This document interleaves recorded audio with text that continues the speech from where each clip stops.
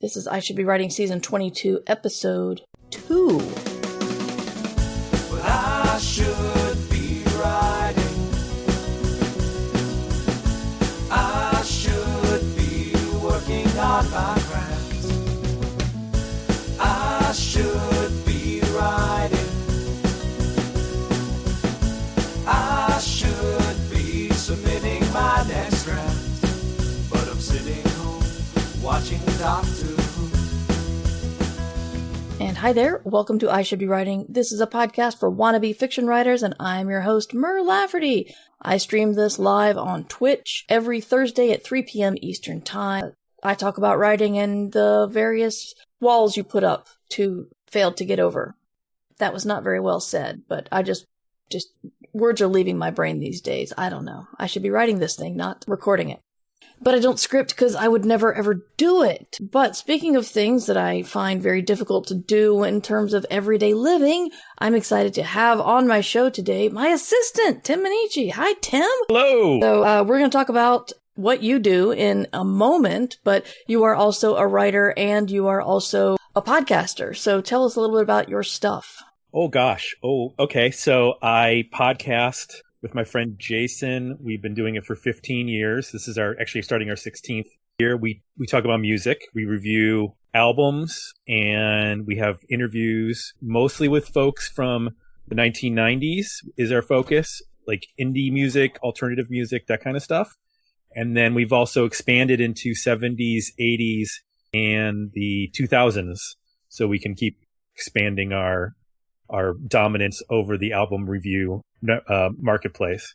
And it's actually just a good way to tell the story of the 90s by going backwards and seeing what the influences were, and then going back and going forward and seeing how the 90s influenced music going forward. I'm a writer too. I've written a couple of novels and some nonfiction books that all of them are available on the various places, Amazon, that you can get those. And yeah, I'm just here in Columbus, Ohio. It's 5 degrees outside, snow, cold, terrible. You can't tell from my backdrop.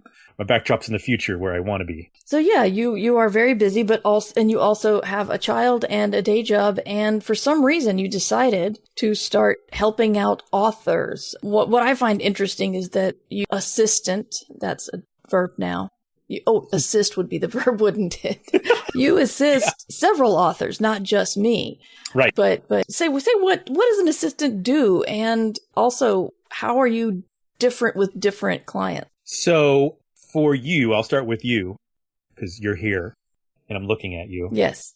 I assist by having a separate email account so you don't get all the emails for people who want to be guests on the show, or, people pitching things. And I can go through and weed out the stuff that really doesn't make sense. Obviously, your podcast has, or not podcast. Yeah, your podcast has certain guests on. Like you're not going to have on guests that aren't relevant to what you're talking about, even though people will pitch themselves. Oh, yes. Yes. So I will, I'll go through all that stuff. You will get fan mail and I will pass that along and keep track of a calendar for when you're going to have guests on, establish, get them all the information they're going to need to be on the podcast. We have an FAQ that they get when they are getting ready to come on the podcast, so they know the program. And, it's a lot of like busy work, I guess you'd say, that I think is important to take off the plate of someone who's trying to do creative work. That's, one of the things that bogs people down is just the endless amount of busy work that goes around being creative. Like that when you have people emailing all the time, it's like you shouldn't be focusing on the emails. You should be focusing on what you need to be doing with regards to your projects and stuff. So we've done that. There's projects of different types for different people. Almost always email is involved. Yeah. But I have done some like one-offs where I've just worked with like helping to clean up a website. Someone needed their website, just some information corrected that they had not updated in many years. So like, can you just go through these pages and just get all of my, releases correct and the dates correct and all that kind of stuff? It was like for short stories or whatever. And that just, that took some time, but not so much. And then, anything that just pops up that's administrative, that is not something that you're going to want to deal with. It might be creating images for social media. That happens a lot. There can be giveaways, like Goodreads does giveaways, or various websites will do promotions. So we're trying to, like, if we know what's happening, try to throw up some sort of an image or some sort of a post pointing people in that direction. Fortunately, the publishing world doesn't always love to tell you when things are happening. Yeah. You kind of just have to happen upon things. One other thing you do is you have Google alerts on all your authors, which, I don't recommend doing for yourself because you will get all the ways your name is mentioned. And you usually don't want that. I don't want that. I'm a fragile flower. So if I did that, I would find somebody's opinion on something and it would ruin my day. So it's nice that Tim has, whenever he finds something interesting online or some sites, the dog's here, or some site is doing a giveaway or something, then he'll tell me about it. But things have changed a lot since we started doing this. Oh, Twitter was a huge deal when we started. I used to have, for you, and people probably know, maybe they don't know, but I worked for Kameron Hurley for a long time. And I used to have a daily schedule where I would plot out 5 different posts across social media per day for Kameron. Morning we would promote Patreon. Lunchtime we would promote her podcast. Afternoon we would promote this. Evening we would do another Patreon. And then we do like an overnight one for like the West Coast. So that something would go out at like 11 or 12. That doesn't happen anymore. But consider, take away the flaming death of Twitter. And I am trying to do more promotion for myself. And I'm just trying to do one a day, but that's like, I'm trying to make something interesting on Canva or a video, so it's not just throw up a tweet. Did you find like a lot of good response to that much promotion for Kameron? Well, it was always a thing that we were playing with, trying to adjust to see what worked. Right. And we did this with our own podcast, me and Jay, where you would try to see like which platform was performing the best, which one could you actually see people engaging. And for a long time, that was Twitter. That was the one where you could see, especially if there was a new short story went up, because Kameron does those monthly. Yeah. You would see then, like, in a day or two, new people joining her Patreon regularly. So there was always like a bump because of certain things, usually because, like I said, the Twitter community was like a bit more engaged, I guess. It's not the same as like, Instagram people are scrolling fast, so you got to come up with something that's eye-catching. And we would try to do stuff that has motion, try to do little videos instead of just pictures or what have you, nothing static. And we even tried doing TikTok for a while, but that didn't really go anywhere because Kameron really didn't want to make TikToks. Yeah. So I was trying to think of ways to like promote Kameron's books without actually using Kameron, which on a site like TikTok is hard. Yeah. And I think it's easier for people who are booktubers or book talkers to, constantly be talking about a new book because you can constantly be reading a new book. Whereas as a writer, your job should be writing, not making videos to post on social media. I understand some people are able to do that, but that's not the case with most authors I have worked with. They're busy and they don't necessarily want to spend time on these sorts of things, which is totally understandable. Yeah. But the landscape, really because I started right during COVID, started January 21 with Kameron. Oh, wow. And then 1 year later with you. And that time feels like the ancient times right now with how much social media has changed. And it really makes it hard connecting the way it used to. I mean, that was like 30,000 something followers. Yeah. You can't replace those on Blue Sky the same way. It's just not the same impact, unfortunately. Yeah. And she doesn't use Facebook. She has a generic page just to make sure that her name isn't utilized. Yeah.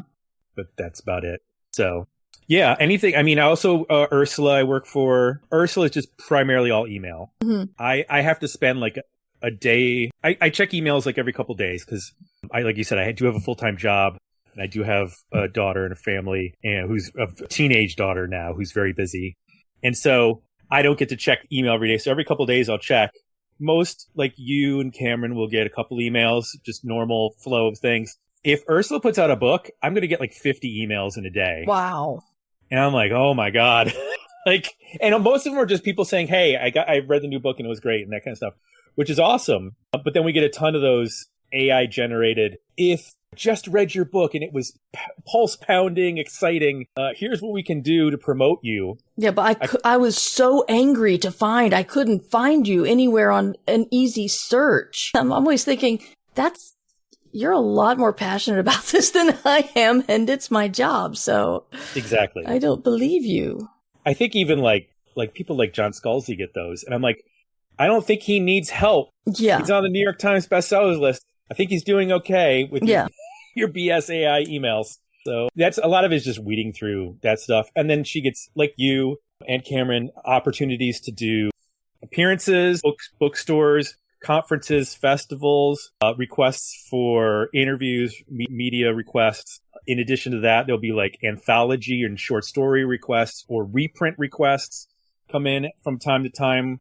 Rights inquiries from different parts of the world might come into that email. So it's just a variety of things that there's always something new that pops up where I'm like, I have to email somebody and go, I don't know what this is supposed to be about. Do you know what this is about?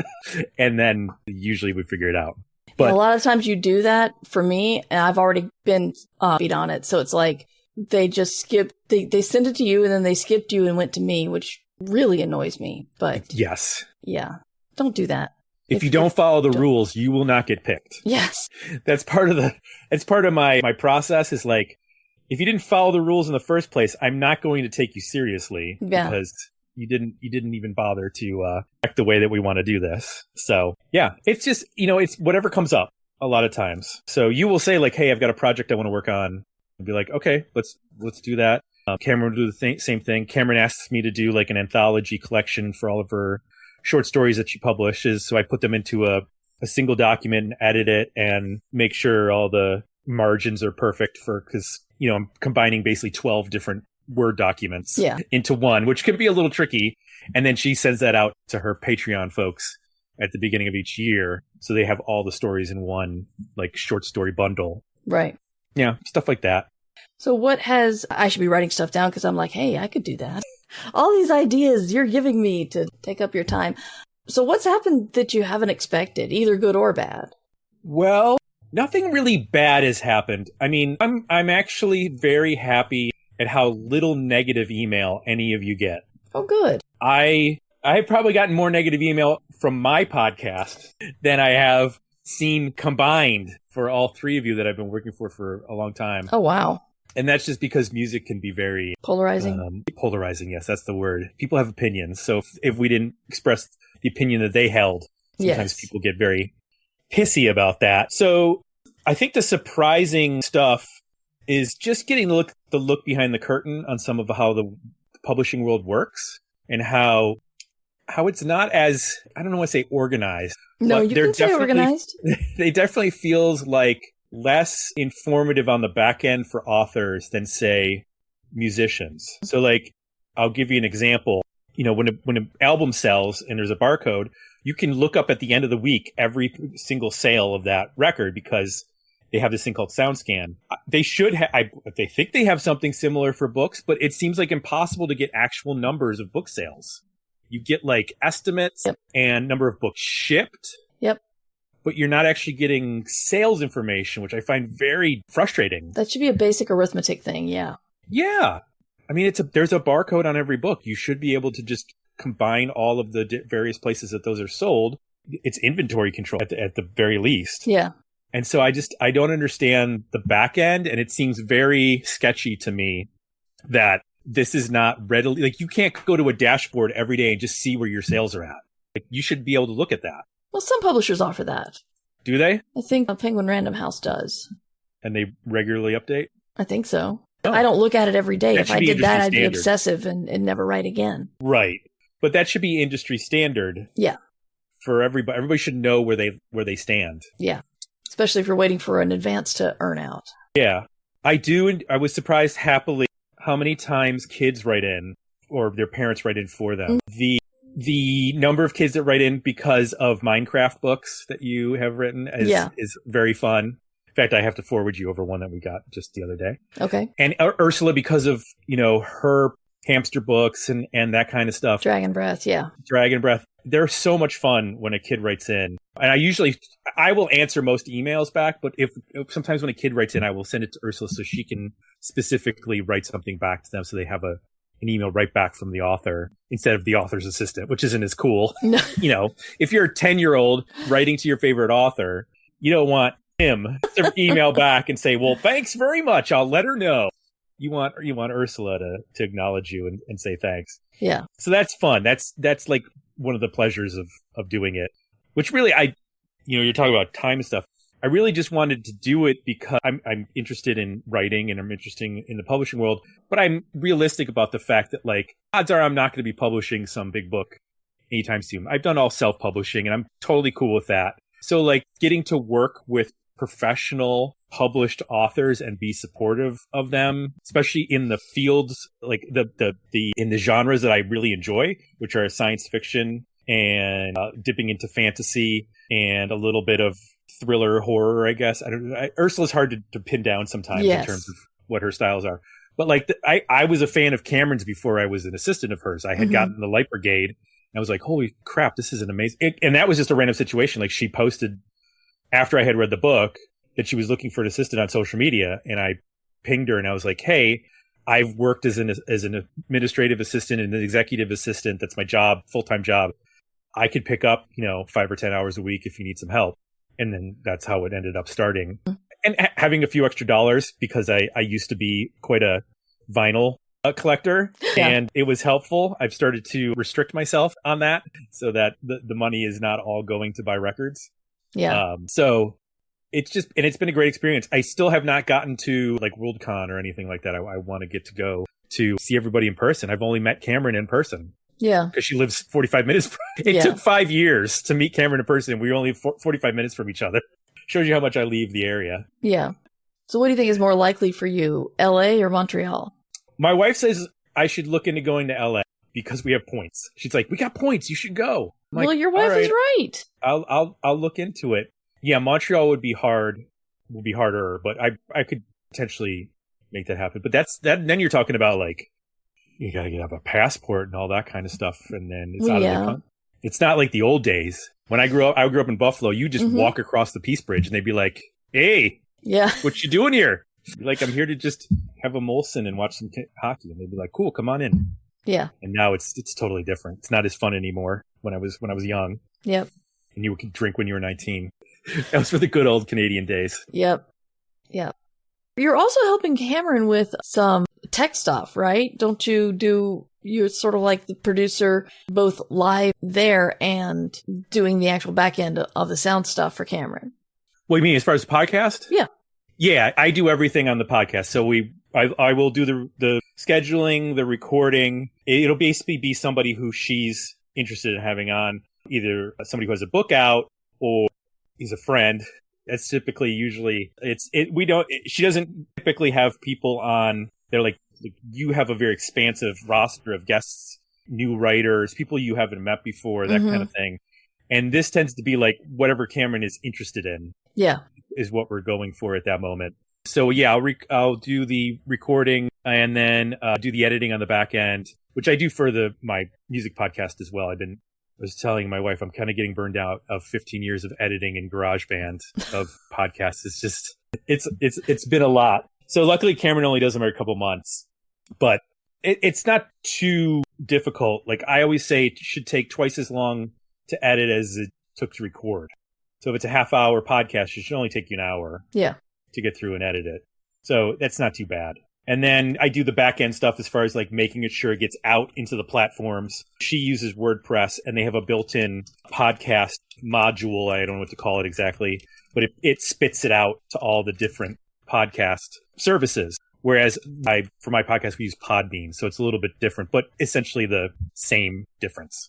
So Podbean doesn't offer that? Not in the same way. I mean, Podbean isn't, you could set up a website with Podbean, but you're still dealing with, the www.podbean.com / your name of your podcast, as opposed to just running it off of, I mean, I guess maybe you could redirect the URL to go to like whatever the name of the podcast is, but I don't know that a lot of people actually use Podbean as their homepage. Most people just use it as the platform to get stuff up.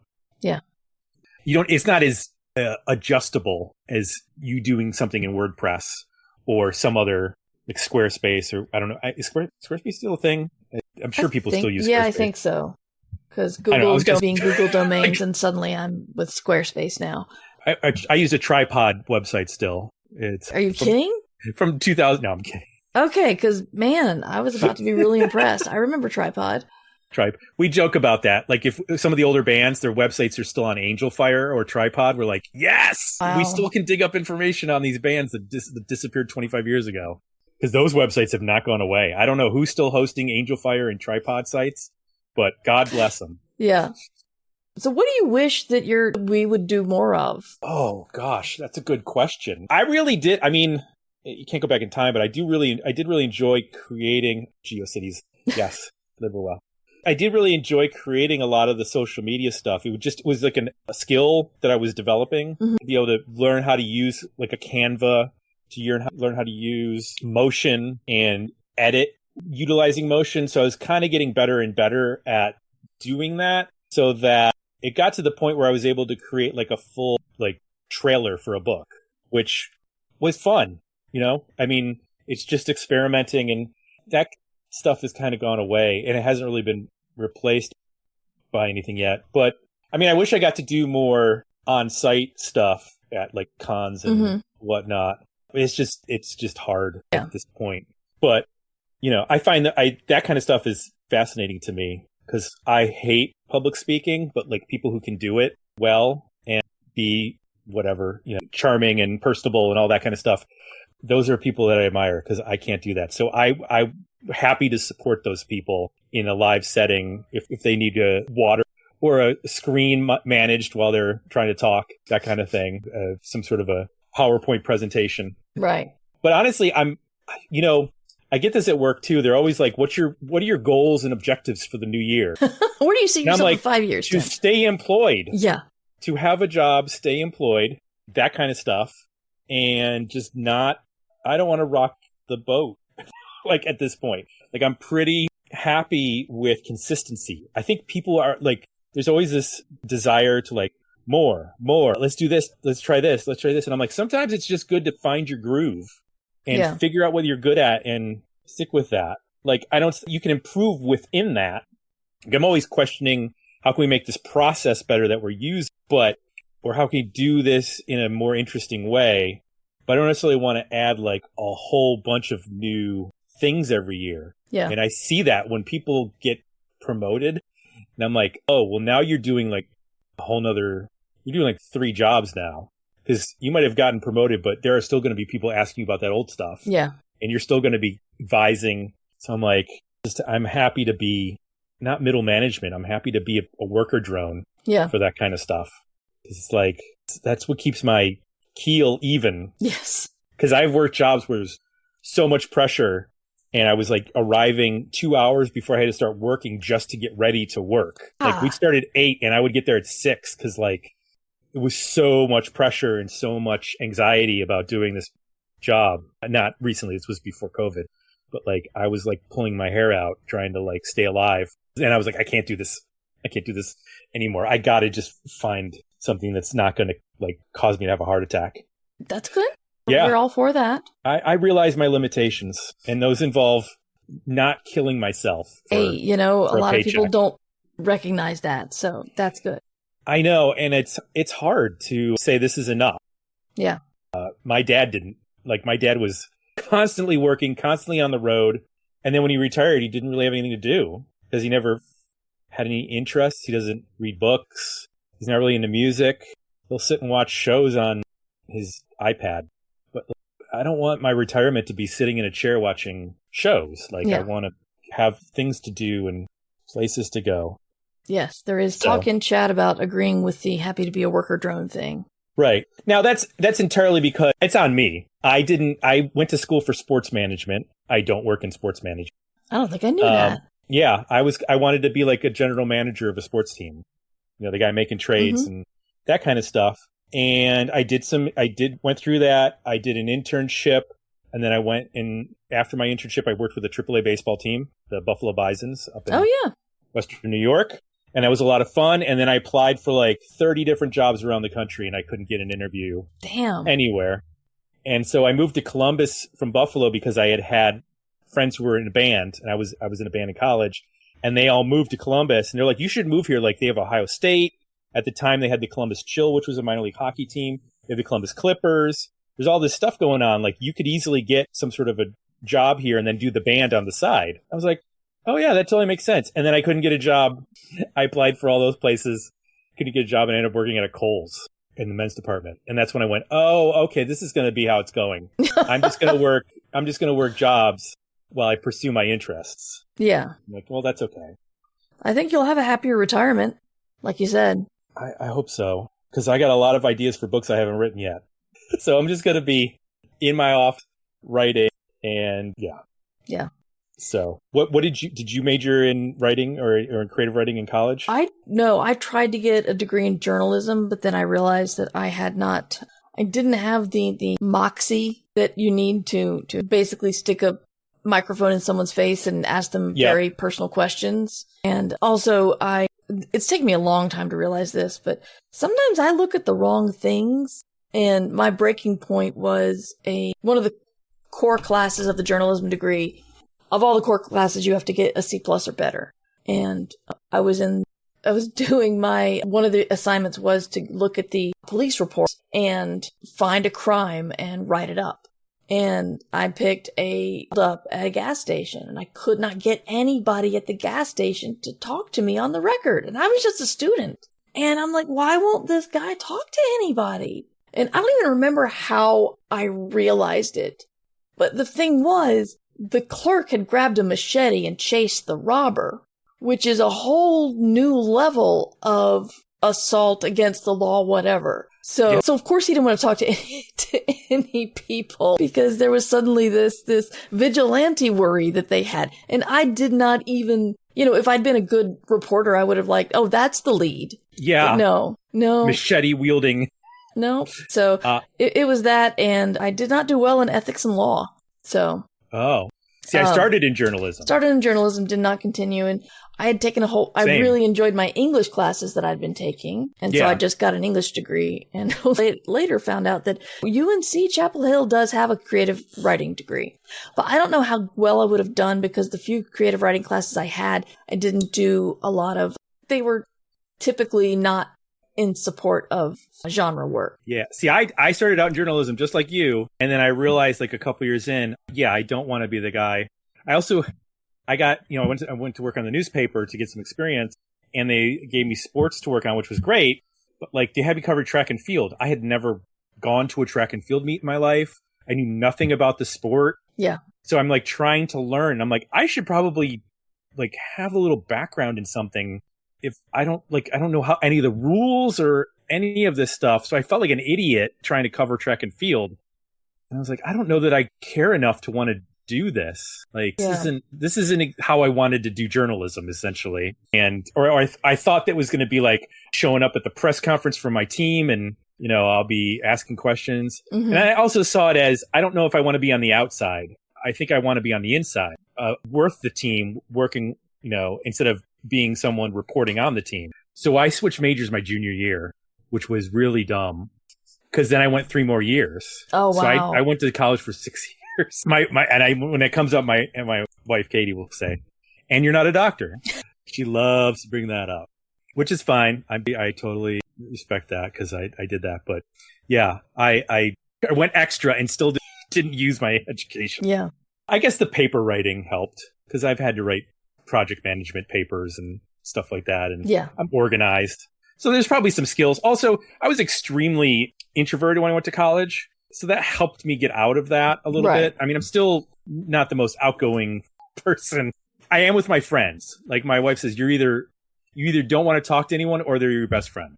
So being in college was good, because I had to like learn how to just be someone who could hang, which I was not able to do in high school. That was just not my thing.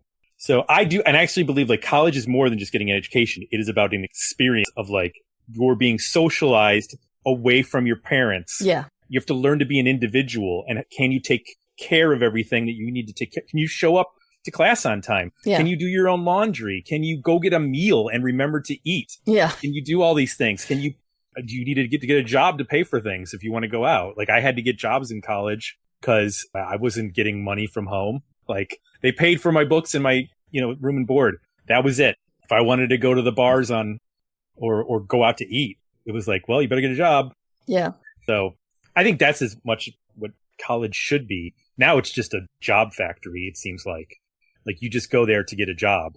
Yeah. And you pay $100,000 guaranteed. Yeah, exactly. Good by the times. way, the thing you started going to college for 4 years ago, that's no longer a relevant field. It's gone. Yeah. Good luck. Do you think you've learned anything about writing or publishing from your clients that you wouldn't have gotten somewhere else? Oh, I think reading, because I've read books by all of you since I have started working for you, because I want to be familiar with the material. So, I mean, just as improved as a writer, that has definitely helped. And also just like how to carry yourself, I think. You don't have to chase everything. Oh, okay. You don't have to chase every opportunity. Yeah. Like, I always feel like, if somebody's like offers me something, I'm like, I have to say yes. What if this opportunity ever happens again? Yeah. Yeah. Like, I'm guilty of that. Yeah. And so I think realizing like not every opportunity is equal and you don't have to always go after everything because then you can, wear yourself out, spread yourself thin, that kind of stuff. And if you overcommit to too many things, you end up just doing mediocre work across the board. So yeah, Cameron's great at saying no. That's true. Kameron is great at saying no. Yeah. I admire that. It's funny because she's younger than me, but like I have definitely learned a lot from Kameron about just like mental health also with regards to how you deal with the burnout. Mm-hmm. She went through this the last couple years and just how to like manage your mental health. Yeah. That's definitely been important in the whole journey. Yeah.